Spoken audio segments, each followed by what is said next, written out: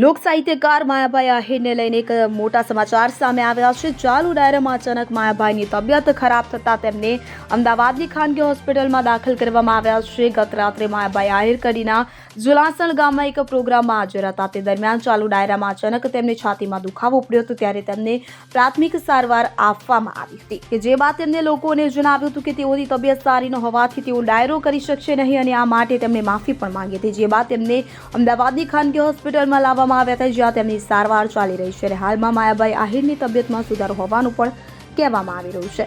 માયાભાઈએ હોસ્પિટલમાંથી એક વિડીયો સંદેશ મોકલ્યો છે, જેમાં તેમણે કહ્યું કે જય સિયારામ, આપણે એકદમ રેડી છીએ, કોઈએ ચિંતા કરવાની જરૂર નથી। ઉલ્લેખનીય છે કે કલાકાર માયાભાઈ આહિર તાજેતરમાં પોતાના દીકરા જયરાજના લગ્નને કારણે ખૂબ જ ચર્ચામાં આવ્યા હતા। માયાભાઈએ મન મૂકીને દીકરાનો પ્રસંગ એન્જોય કર્યો હતો, જેના વિડીયો અને તસવીરો સોશિયલ મીડિયા પર ખૂબ જ વાયરલ થયા હતા। Bureau report CN24 news.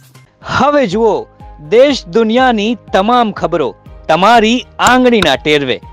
ઉઠાવો મોબાઈલ અને Google Play Store પરથી ડાઉનલોડ કરો અમારી CN24 ન્યૂઝ મોબાઈલ એપ।